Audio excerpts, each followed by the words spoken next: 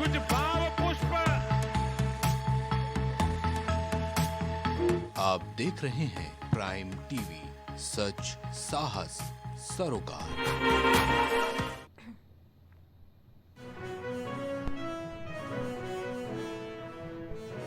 संसद के मानसून सत्र का तीसरा दिन आज बजट पर संसद में होगी चर्चा।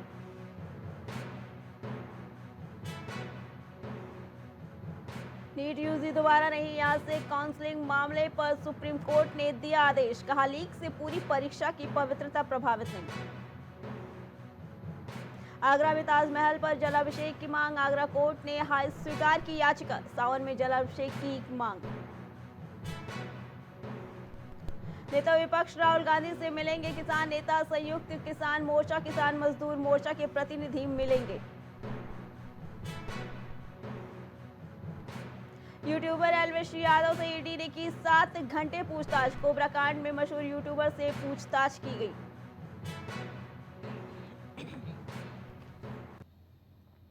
नमस्कार, मैं हूं अर्चना, आप देख रहे हैं प्राइम टीवी। वक्त हो गया है स्पेशल खबर का। बढ़ते हैं पहली खबर की तरफ। केंद्रीय शिक्षा मंत्री धर्मेंद्र प्रधान ने 23 जुलाई को कहा कि एनटीए 2 दिनों के भीतर नीट और यूजी 2024 का फाइनल रिजल्ट घोषित करेगा। इससे पहले सुप्रीम कोर्ट ने 5वीं सुनवाई के दौरान ये आदेश दिया कि नीट की परीक्षा दोबारा नहीं होगी। साथ ही सीजेआई ने कहा कि पूरी परीक्षा में गड़बड़ी होने के पर्याप्त सबूत नहीं मिले। वहीं सुप्रीम कोर्ट के बेंच ने कहा, अगर जांच के दौरान कोई भी दोषी पाया जाता है तो उसके खिलाफ कार्रवाई की जाएगी। ऐसी स्थिति में उसे एडमिशन नहीं मिल सकेगा। वहीं अदालत ने नीट से जुड़ी 40 याचिकाओं पर सुनवाई पूरी कर ली और अंतिम फैसला सुरक्षित रख लिया है। फिलहाल नीट की काउंसलिंग 24 जुलाई से शुरू हो रही है।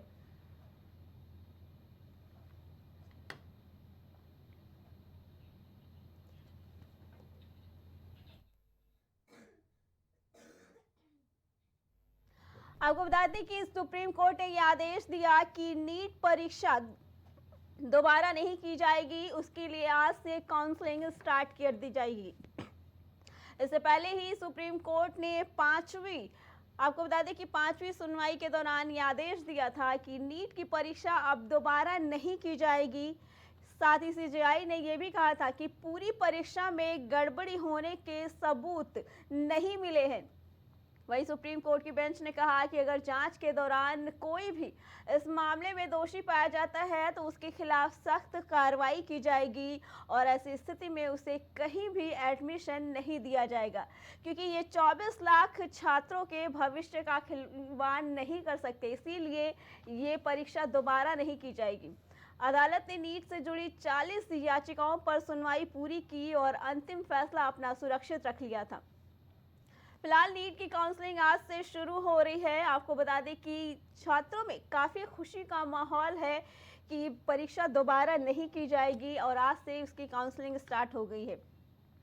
इसके अलावा सुप्रीम कोर्ट ने बताया था कि क्योंकि सबूत पर्याप्त नहीं मिल पाए थे इस परीक्षा लीक के मामले में, इसीलिए उन्होंने दोबारा से परीक्षा कराने की मांग को रद्द करते हुए आज से काउंसलिंग स्टार्ट कर दी है। ये 24 लाख छात्रों के न्याय की बात थी, तो सुप्रीम कोर्ट ने इसे मान लिया है और ये बोला है कि आज से काउंसलिंग इसकी स्टार्ट हो जाएगी, दोबारा परीक्षा नहीं की जाएगी। इसी पे आगे चर्चा के लिए हमारे साथ फोन लाइन पे हमारे संवाददाता इरशाद जुड़ चुके हैं। इरशाद जी, क्या कुछ देखने को मिल रहा है? आज से नीट की काउंसलिंग शुरू हो गई है। कल सुप्रीम कोर्ट का आदेश आया था कि दोबारा से परीक्षा नहीं दी जाएगी और आज से काउंसलिंग स्टार्ट हो गई है। क्या कुछ माहौल है वहां पे छात्रों को लेकर? जी, छात्रों का अगर बात करें दिल्ली में, तो दिल्ली में जो स्टूडेंट्स हैं उनमें एक खुशी की लहर भी है, लेकिन कुछ स्टूडेंट्स ऐसे हैं जिनको उम्मीद थी कि अगर ये एग्जाम दोबारा होता है तो क्या पता कुछ खास कर पाते हैं। फिलहाल लेकिन सुप्रीम कोर्ट के आदेश अनुसार अब उनको यही है कि सुप्रीम कोर्ट का आदेश उनको मानना होगा और सुप्रीम कोर्ट ने साफ तौर से कह दिया है कि ये एग्जाम दोबारा नहीं होगा। स्टूडेंट्स का क्या रिएक्शन रहा जब कल ये आदेश आया कि परीक्षा दोबारा नहीं होगी, तो उनका क्या रिएक्शन रहा? आप बराबर वहां पे लगे हुए हैं, आपने सबसे बातचीत की होगी, तो क्या कुछ उनका कहना है? क्या परीक्षा दोबारा ना होने से वो खुश हैं या वो खुद चाहते थे कि ये परीक्षा दोबारा की जाए? लगभग जो 30% स्टूडेंट थे वो चाहते थे कि ये एग्जाम दोबारा हो, लेकिन जो 70% स्टूडेंट थे वो ये चाहते थे जी कि फिलहाल जो उनकी मेहनत का रिजल्ट है वो जी सुप्रीम कोर्ट के आदेश अनुसार आ जाए, और वही हुआ। ये अब ये एग्जाम दोबारा नहीं। ठीक है, तो आज से काउंसलिंग स्टार्ट हो रही है, तो क्या कुछ लग रहा है कि आपको कितनी भीड़ नजर आ रही है वहां पे? क्योंकि काउंसलिंग स्टार्ट है तो जाहिर सी बात है कि सुबह से ही वहां पे काफी भीड़ होगी बच्चों में। जी जी जी काउंसलिंग की बात करें तो जिस स्टूडेंट का बहुत से थे कि कुछ लोग बाहर थे, कुछ लोग अपने घरों से फिर रिजल्ट के लिए पहुंच रहे हैं।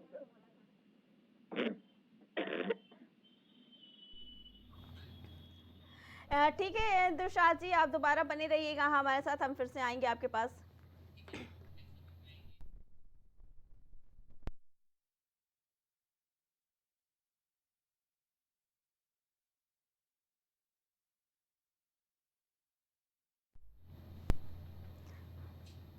बढ़ते हैं अगली खबर की तरफ। आज संसद के मानसून सत्र का तीसरा दिन है। कल वित्त मंत्री निर्मला सीतारमण ने मोदी सरकार के तीसरे टर्म का पहला बजट पेश किया, जिस पर चर्चा हुई, जिसके लिए 20 घंटे का समय तय किया गया। बजट पर चर्चा के दौरान विभिन्न मुद्दों पर विचार विमर्श किया जाएगा और सरकार की योजनाओं पर आज विस्तार से इस पे चर्चा भी की जाएगी। साथ ही इंडिया गठबंधन के सभी सांसद आज संसद में बजट का विरोध करेंगे। उनका कहना है कि इस बजट में भेदभाव किया गया है। ये निर्णय कांग्रेस अध्यक्ष मल्लिकार्जुन खड़गे के घर पर हुई आईएनडी और आईए ब्लॉक में बैठक लिया गया। विपक्ष का मानना है कि बजट में सभी वर्गों के लिए समान ध्यान नहीं दिया गया और कई महत्वपूर्ण मुद्दों की अनदेखी की गई। आपको बता दें कि कल बजट पास हुआ था, जिसको लेके जहां पे सत्ता पक्ष काफी खुश नजर आ रहा था, वहीं आपको बता दें कि विपक्ष ने इसको लेकर काफी सरकार पर हमला भी बोला है।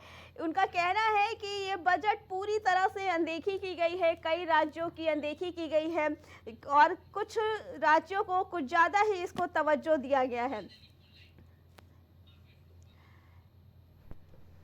इसी पे आगे चर्चा के लिए दिल्ली से हमारे संवाददाता इरशाद हमारे साथ जुड़ चुके हैं। इरशाद जी, कल बजट पेश हुआ तो जहां सत्ता पक्ष काफी खुश नजर आ रहा था, वहीं विपक्ष को एक और मौका मिल गया सत्ता पक्ष पे हमला करने के लिए। क्या कुछ माहौल दिख रहा है? क्योंकि आज तीसरा दिन है संसद का, आज पूरे आसार है कि पूरे टाइम बजट को लेकर ही उस पर चर्चा होगी, तो क्या लगता है विपक्ष किन किन मुद्दों को लेके सत्ता पक्ष को घेर सकता है? ये आज अगर बात करें बजट की, तो बजट को लेकर विपक्ष ने हंगामा की पूरी तैयारी कर रखी है। कुछ देर में संसद में धरना प्रदर्शन भी, जो इंडिया गठबंधन के लोग हैं, विपक्ष का धरना प्रदर्शन भी होगा और उनका कहना ये है कि उन्होंने जो बजट पेश किया है ये गरीब या आम जनता के बिल्कुल भी हित में। इरशाद जी, मेन मुद्दा विपक्ष का था नीट परीक्षा को लेके, युवाओं को लेके, लेकिन कल के बजट में कल के जो फैसले आए, नीट परीक्षा भी दोबारा नहीं की जाएगी, आज से काउंसलिंग स्टार्ट है। वहीं युवाओं को लेकर भी बजट में काफी कुछ उनके लिए रखा गया है। क्या लगता है आपको कि अब विपक्ष इसका मुद्दा कैसे बना सकता है? विपक्ष में अगर बात करें तो समाजवादी पार्टी के अखिलेश यादव का कहना है कि युवाओं के साथ फिर सरकार धोखा दे रही है, धोखा कर रही है। बजट जो युवाओं के बिल्कुल भी हित में नहीं है। कहीं ना कहीं ये जो बड़े साहूकार हैं उनको लेकर ये बजट तय किया गया है। अखिलेश यादव का जी शाद जी, विपक्ष का ये भी कहना है कि जो बजट आया है उसे विपक्ष एक तो नाखुश है, ऊपर से कुछ लोगों का, ये कांग्रेस के लोगों ने कहा है कि ये हमारी ही देखी की गई है, एकदम कॉपी पेस्ट किया गया है, उसके बावजूद भी विपक्ष इस बजट से नाखुश है, ऐसा क्यों? मैम अगर बात करें कांग्रेस की तो कांग्रेस कोई भी विपक्षधारी नहीं चाहता कि जो विपक्ष उनसे मजबूत ना हो, लेकिन कांग्रेस में आमतौर पे अगर देखे जाए तो ये उन्होंने कांग्रेस की जो वक्ता है वो कल से यही कह रहे हैं कि मोदी सरकार ने हमारा ही बजट कॉपी पेस्ट किया है जी। लेकिन बहुत सारी चीजों को अगर मध्य रखे देखा जाए किसानों का या और जो शिक्षा प्रणाली को लेकर तो बहुत सारे चेंजेस हैं, लेकिन उनसे विपक्ष खुश नहीं है जी। वो कुछ और चाहते थे और मोदी सरकार कुछ और चाह रही है, जिसके तहत ये बजट पेश किया गया है। जी इरशाद जी, आप वहाँ जनता के बीच भी बात कर रहे होंगे, क्या कुछ लगता है कल का जो बजट आया है इससे जनता को क्या कहना है? क्या जनता खुश है या जनता को भी विपक्ष की तरह कुछ परेशानियां नजर आ रही है उसमें? कल अगर बात करें राजीव चौक मेट्रो स्टेशन से कुछ महिलाओं से मैंने बात करी तो महिलाओं ने भी कहा, बहुत से 50% महिलाओं ने कहा कि बजट ठीक है, सरकार देश हित में काम कर रही है, लेकिन बहुत सी महिलाएं ऐसी थी जिनका कहना था कि महिलाओं के लिए कुछ खास नहीं है और जो उम्मीदें उन्होंने सरकार से लगाई थी, बजट से लगाई थी, वो उम्मीदों पर खरे नहीं उतर पा रहे। लेकिन आज अगर कल के ओपिनियन की बात करें तो 50% महिलाएं ऐसी थी जो इस बजट से खुश थी। इरशाद जी, आवाज आ रही है आपको? जी जी जी ठीक है इरशाद जी, बहुत बहुत धन्यवाद आपका, फिर से आएंगे आपके पास।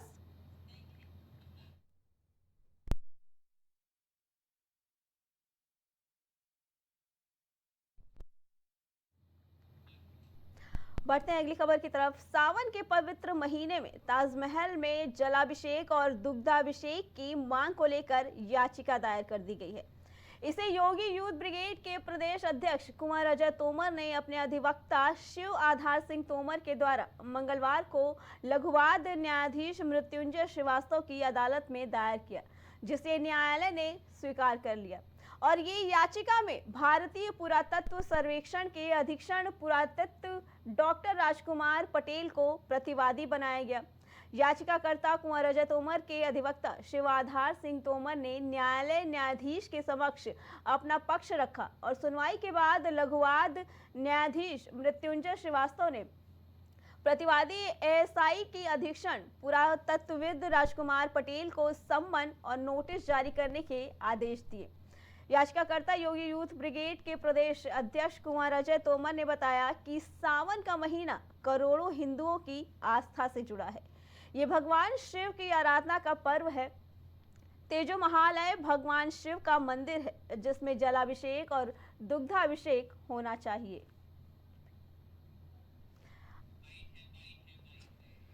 लिंग है वहाँ जलाभिषेक और दुग्धाभिषेक की मांग को लेकर लघुवाद न्यायाधीश मृत्युंजय श्रीवास्तव की अदालत में बात दायर किया गया है, जिसे स्वीकार कर लिया गया है और सुनवाई हुई। सुनवाई के बाद जिन्होंने जिसको प्रतिवादी बनाया है वो भारतीय पुरातत्व सर्वेक्षण के अधीक्षण पुरातत्वविद डॉक्टर राजकुमार पटेल को बनाया गया है, एएसआई के।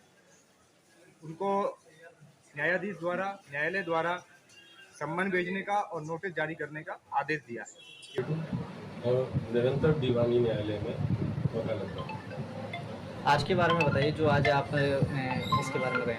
आज हमने जो है अपने तेजो महालय के लिए, जिसे वर्तमान में ताजमहल के नाम से जाना जाता है, उसके लिए हमने बात दाखिल किया और उसमें ये मांग की है कि वो एक शिव मंदिर है तेजो महालय, उसमें जो हिंदू सनातनी धर्म के मानने वाले हैं उनको पूजा करने से न रोका जाए।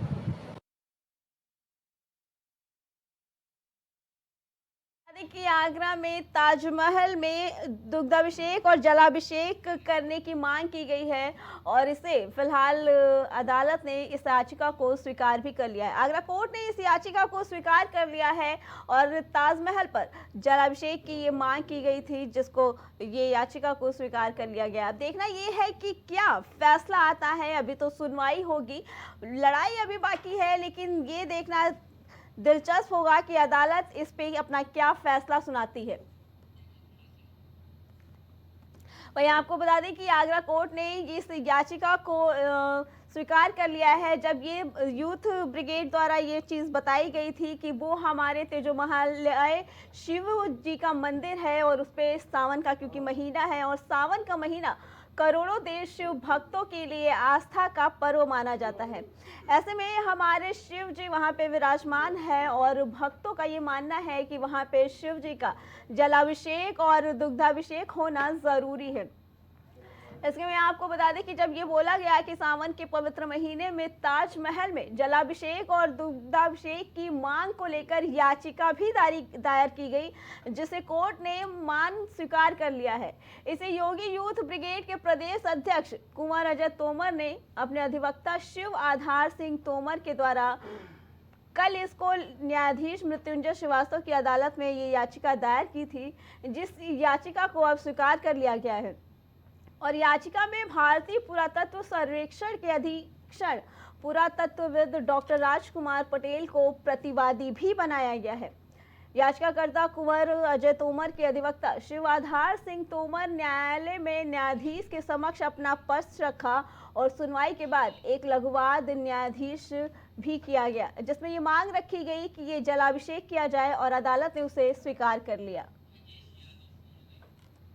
इसी पे आगे चर्चा के लिए हमारे साथ राजेश यादव हमारे संवाददाता जुड़ चुके हैं।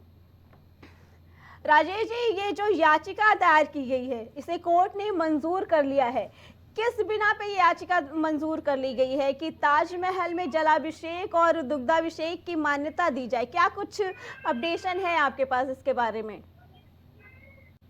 देखिए, अगर जलाभिषेक की बात करें कहीं न कहीं जिस तरीके से याचिका डाली गई थी तो याचिका पर सुनवाई करते हुए कोर्ट ने याचिका को मंजूर कर लिया। लेकिन जो दूसरी चीज है, दूसरा पक्ष जो है कि किस वजह पे किस आधार पे याचिका मंजूर की गई है, तो जाहिर सी बात है जिस तरीके से अगर देखा जाए तो शिव भक्तों ने जिस तरीके से श्रद्धालुओं ने याचिका डाली थी, कहीं न कहीं देखा जाए तो श्रद्धालुओं की मतलब श्रद्धालुओं की इच्छा पर जो है कोर्ट ने सुनवाई की है और कोर्ट ने सुनवाई करके इस याचिका को मंजूर कर लिया है। तो जाहिर सी बात है जिस तरीके से श्रद्धालुओं ने आज याचिका डाली थी कि ताजमहल के अंदर वहाँ पे जलाभिषेक करने के लिए वहाँ पे श्रद्धालुओं ने भी बताया था कि ताजमहल में शिव जी का मतलब शिव जी को उन्होंने बताया था, श्रद्धालुओं ने बताया कि उस पर हम लोग वहाँ पे जलाभिषेक करेंगे। जाहिर सी बात है कि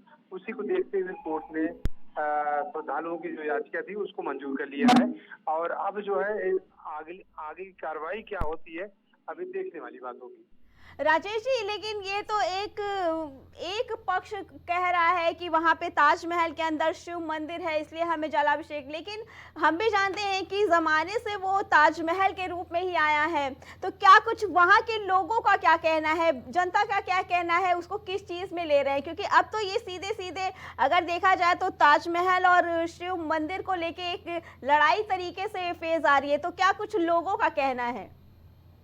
अगर बात की जाए वहाँ के स्थानीय लोगों की तो कहीं न कहीं देखा जाए तो अब जो है अब जो है जिस तरीके से वहाँ पे जलाभिषेक की बात की जा रही है, वहाँ पे सनातन के द्वारा जलाभिषेक की बात की जा रही है, तो अब सनातन धर्म और वहाँ के जो मुस्लिम समुदाय है कहीं कहीं अगर देखा जाए तो शाहजहां और मुमताज की वो समाधि वहाँ पे बताई जाती है, क्योंकि पुराने समय से प्राचीन समय से ताजमहल में वो शाहजहां और मुमताज की वहाँ पे समाधि बताई जाती है। तो उसके आधार पे मुस्लिम पक्ष जो है कहीं न कहीं इसका विरोध करेगा। जिस तरीके से सनातन धर्म वहाँ पे शिव मंदिर के नाम पर वहाँ जलाभिषेक करने की याचिका डाल दी, जी। कहीं कहीं आप दूसरी तरफ आप बता दें कि उसको रोकने के लिए जो मुस्लिम पक्ष है वो कहीं न कहीं अपना वाद भी दाखिल कर सकता है। जी राजेश जी, क्या लगता है कि ये जो ताजमहल को लेके, शिव मंदिर को लेके जो ये बहस छिड़ने वाली है, क्या ये आपको लगता है बनारस मामले की तरह या अयोध्या मामले की तरह है? क्या ये लंबा खींचने की तर्ज पे बनाया गया है? देखिए, अगर बात करें अयोध्या मामले और वाराणसी मामले, वहाँ वाराणसी मामले को लेकर जी। कहीं कहीं देखा जाए तो जिस तरीके से काशी विश्वनाथ और अयोध्या धाम में मामला हुआ था, तो कहीं न कहीं उसी को देखते हुए जी अब जो है ताजमहल में भी ये मामला देखने के लिए मिल सकता है। जी क्योंकि आपको बता दें कि काशी विश्वनाथ के अयोध्या के बाद काशी विश्वनाथ के बाद मथुरा, और जी। मथुरा के बाद अब जो है आगरा के ताजमहल में भी ये मुद्दा उठने लगा है, और जी। अब वहाँ पे शिव मंदिर की बात कही जा रही है। तो वहीं अब दूसरी तरफ जो दूसरा पक्ष है, मुस्लिम पक्ष है, कहीं न कहीं आप इसका विरोध करता दिखाई देगा, और वो भी जो है याचिका दायर करेगा कोर्ट में। राजेश जी, अक्सर ये चीजें देखी गई है कि जब इस तरीके की चीजें उठती है तो इसका असर पार्टियों में भी देखने को मिलता है, तो क्या लगता है कि इस चीज को विपक्ष भी मुद्दा बना सकता है? बिल्कुल, जिस तरीके से ये मामला अब सामने आया है, तो कहीं कहीं देखा जाए तो विपक्ष जो है जी। वो भी अब इसको मुद्दा बनाएगा। क्योंकि जिस तरीके से अगर देखा जाए तो सरकार जिस तरीके से कहती है कि सबका विकास, सबका विश्वास, सबका साथ, जी तो कहीं कहीं देखा जाए तो अब विपक्ष जो है इसी पर सरकार पर निशाना साधते हुए नजर आएगी। क्योंकि सबका साथ का मतलब विपक्ष जो है इसी पर निशाना साधेगी कि सबका साथ है कहाँ, कि जिस तरीके से आप सनातन धर्म को लेकर हर मतलब मस्जिद के अलावा आप मस्जिदों में भी वहाँ पे शंकर जी का स्थान, शंकर जी का मंदिर या शंकर जी की मूर्ति बताई जा रही है। तो कहीं न कहीं आप जो मुस्लिम वाद है, कहीं न कहीं आप इस पर जो है वो टिप्पणी करेगा, और आप कोर्ट का दरवाजा, मुस्लिम पक्ष भी कोर्ट का दरवाजा खटखटाएगा कि यहाँ पे शंकर जी का मंदिर या उनकी मूर्ति नहीं, बल्कि यहाँ पे शाहजहां और मुमताज बेगम की समाधि स्थल है। राजेश जी, ओपी राजभर का एक बयान आया है कि सारे धर्म एक है, और उन्होंने ये मुस्लिमों को बोला है कि मुस्लिमों को भी शिव पे जल चढ़ाना चाहिए। इस बारे में आपका क्या कहना है? देखिए, राजभर की अगर हम बात करें तो कहीं कहीं देखा जाए राजभर जो ओम प्रकाश राजभर है, उनका बेतुका बयान, बड़बोलापन बयान उनका हमेशा उजागर होता रहता है। तो अच्छा, दूसरी चीज ये है कि पार्टियां, कोई चाहे जो भी पार्टियां उनके बयानों से इत्तेफाक नहीं रखती, क्योंकि सही पार्टियां या जो भी लोग हैं वो सारे लोग यही कहते हैं कि बेतुके बयान उनके हमेशा आते रहते हैं। लेकिन अगर देखा जाए तो कहीं न कहीं मुस्लिम पक्ष जो है इसका विरोध, उनके बयानों का विरोध कर सकता है, उनके बयानों पर तंज कर सकता है। क्योंकि राजभर जिस तरीके से बड़बोलेपन का बयान देते हैं, तो जाहिर सी बात है कि मुस्लिम पक्ष का विरोध कर सकता है। ठीक है राजेश जी, आपका बहुत बहुत धन्यवाद।